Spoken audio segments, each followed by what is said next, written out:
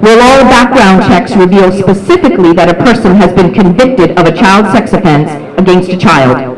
Will it list the criminal conviction of a child sex offender? How long does a child sex offender stay on this list? Is there opportunity for them to be expunged from this list? And what is that criteria, and who has that authority? Can all organizations working with children have access to this registry? In other words, what will be the process for access?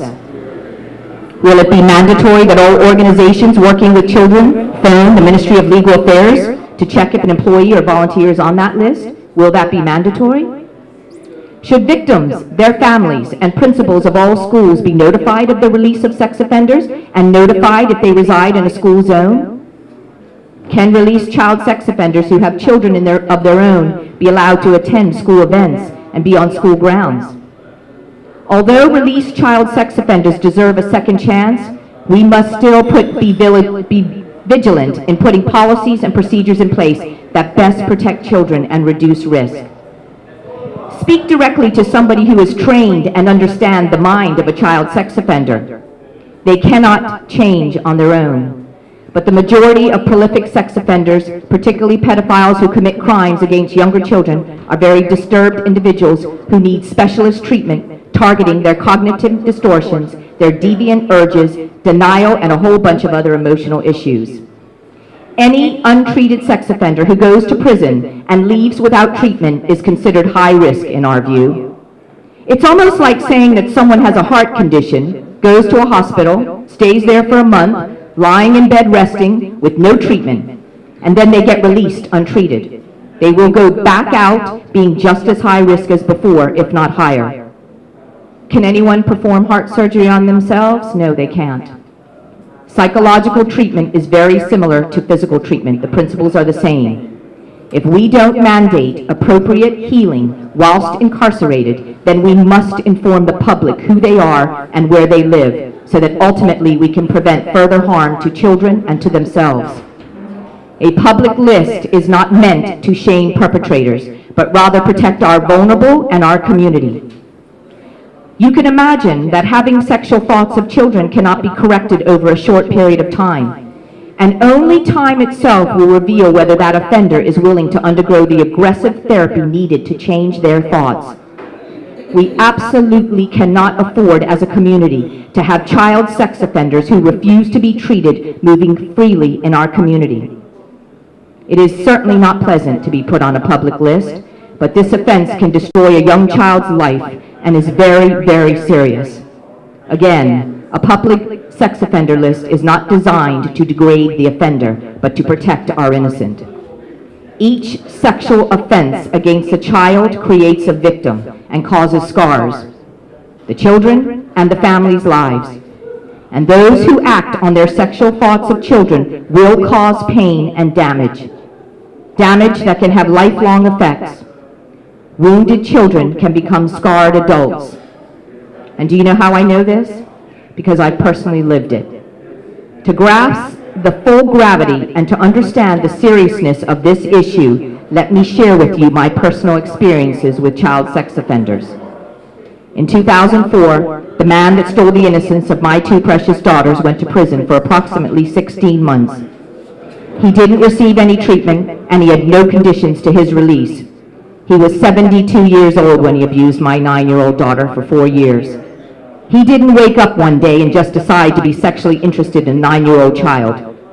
That is a sickness, and he is still an unsafe adult in our community.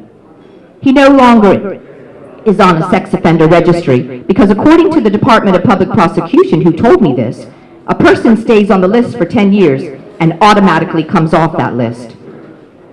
That means he's no longer on a list. I'm the person that has to call any family that moves next door to him to warn them that they can visit the adults next door, which are my relatives, but don't bring any children around him because he is a pedophile. And if you think that's bad, I too am a survivor of sexual abuse. The man that abused me as a little girl recently showed up at a SCARS training last year and said he was there because he'll be helping his daughter take care of children at her home care setting and needed to take the training. Well, child sex offenders don't come into our classrooms with a sign on their forehead that says, "I have sexual thoughts of children." They also don't walk into churches, sporting organizations, schools, camps, clubs, family events, political arenas, and the like. No one has 20/20 vision into the human heart. I asked him if he remembered what he did to me as a little girl. Sorry. After the man who abused me showed up at one of our trainings, I had to cut through my scar and confront him. After building up the courage, it took me a few months after the training. John Brunson and I went to confront him about what he did to me over 45 years ago. I asked him if he remembered what he did to me as a little girl. He said yes, and he confessed abusing me. He apologized, he asked for forgiveness, and he looked me straight in the eye and said, "But you wanted me to do it." He said it right to my face with no understanding that it was wrong. I made the difficult but important decision to prosecute because he is not a safe adult in our community, and I am not a fake as a child advocate. He should not be caring for children. In his mind, it was my fault, and I lured him into engaging in sexual activity. I was 8 years old, and he was my 25-year-old babysitter.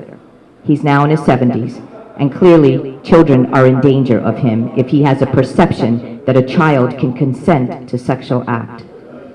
He admitted that he did it, but the perception was that it was not wrong. Admitting guilt does not mean remorse. It's just that he got caught.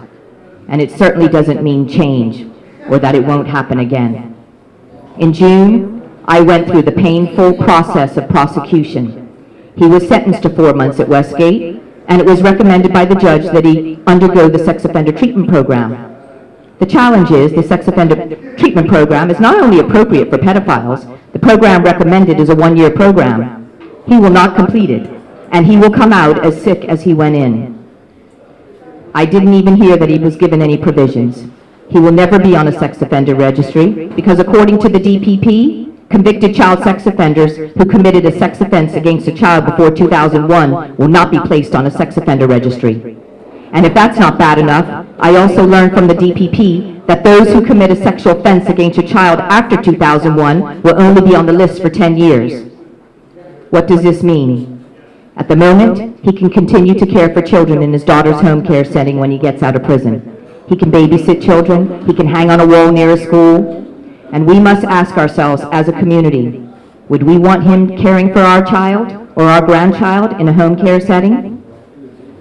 If we don't ensure that there are effective protective measures in place for the mandatory treatment and management of sex offenders, then a public sex offenders list is the only measure that we can rely on to protect children in our community.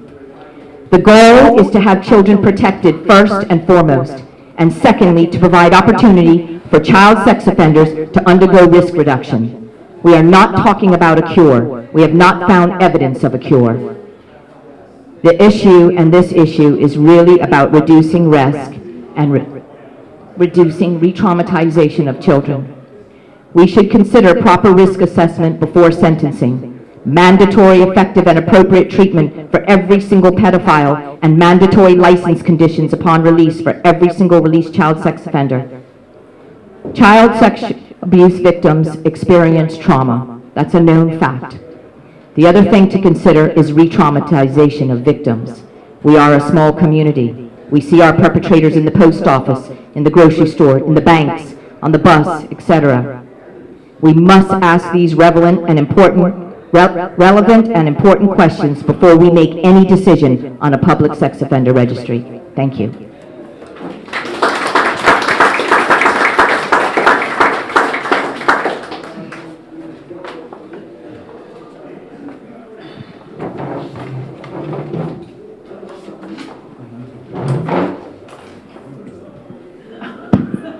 Good evening, everybody.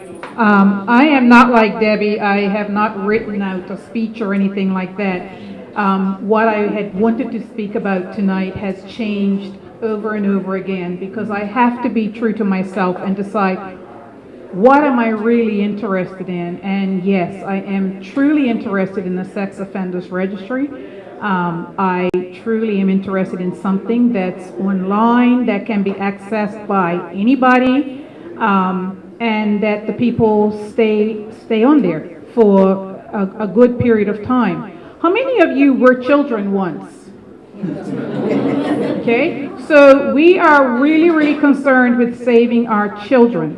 However, some of the children grow up to be 55 years old and still trying to deal with their sexual assault when they were 17. Now, I'm not going to go into any details about mine. However, I will go on to say that I left Bermuda a year after my sexual assault, after my then fiance promised that he would still marry me after I told him what had happened. And he was the only one that I told for quite some time. But he said he would still marry me, so I was good to go.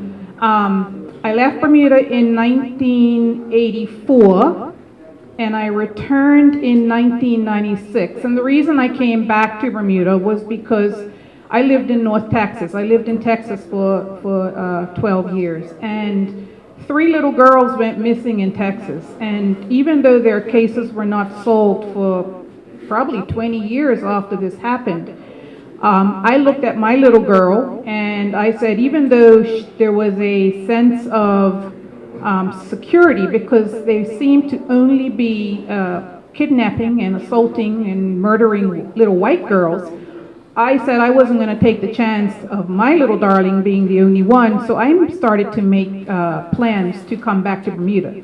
So I came back to Bermuda in 1996, and I have slowly over the years dealt with my situation, but also those of others, because as you start to speak out, there are a lot of people who cannot speak.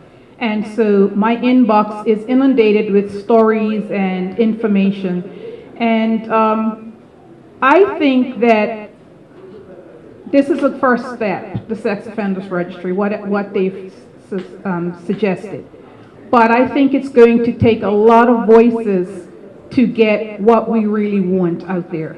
And that is a facility that makes it easier to report, but also a facility that makes it easy to know if you are in the presence of a sex offender, whether it's your neighborhood, your school, or anything like that.